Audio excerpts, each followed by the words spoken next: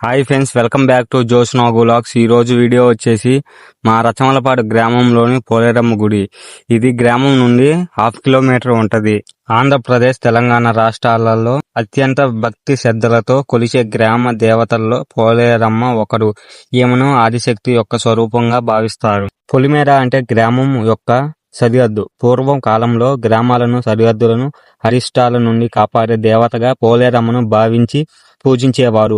అందుకే ఆమెను పోలేరమ్మ అని కూడా పిలుస్తారు. ప్రతి సంవత్సరం శ్రావణ మాసంలో, ముఖ్యంగా శ్రావణ బహుళ అమావాస్య రోజున అమావాస్య పేరుతో పోలేరమ్మకు ప్రత్యేక పూజలు, పశువతారాలు ధరిస్తారు. ఒకసారి గర్భగుడిలోకి వెళ్దాం రండి. చూడండి, ఇప్పుడు మనం లోపలికి వెళ్తున్నాము. ఈ మధ్య కాలంలోనే ఈ గుడి నిర్మించారు, అందుకని పెయింట్ కూడా లేదు. గర్భగుడిలోకి వెళ్ళి మీకు అంతా చూపిస్తా, ఒకసారి చూడండి మీరే. మా గ్రామంలో పోలేరమ్మ గుడి ఎలా ఉందో మీరే చూడండి. ఇప్పుడు లోపలికి వెళ్తున్నాను, చూడండి. అమ్మవారికి నైవేద్యంగా పచ్చి శనగలు, బెల్లం మరియు పులిహోరను సమర్పిస్తారు గ్రామ ప్రజలు. ఒకసారి జూమ్ చేసి చూపిస్తాను, చూడండి. పైనుంచి కిందకి చూపిస్తాను, చూడండి. రచమలపాడు గ్రామంలోని పోలేరమ్మ గుడి. పోలేరమ్మ శక్తి స్వరూపం. పోలేరమ్మను ఆదిశక్తి పార్వతీదేవి అవతారంగా భావిస్తారు. శ్రాకేయులు ఆమెను అత్యంత శక్తివంతమైన గ్రామ దేవతగా పూజిస్తారు.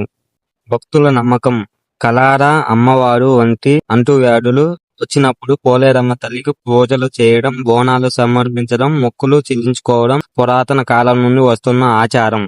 ఇక్కడే కొబ్బరికాయ కొట్టి కానుకలను సమర్పించుకుంటారు పోలేరమ్మ తల్లికి. ఇక గర్భగుడి నుండి బయటికి వెళ్తే మనకు పోతురాజు స్వామి కానొస్తుంది. చూడండి, ఇప్పుడు మనం చూస్తున్నది పోతురాజు స్వామి.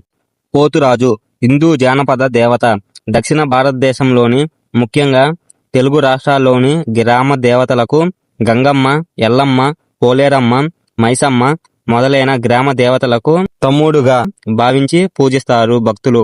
ఇప్పుడు మీరు చూస్తున్న ప్రాంతంలోనే పోలేరమ్మ తల్లికి బలిస్తారు మేకను, కోడిని. మా గ్రామంలోని పోలేరమ్మ గుడి మీకు నచ్చితే లైక్ చేయండి, షేర్ చేయండి, సబ్స్క్రైబ్ చేయండి.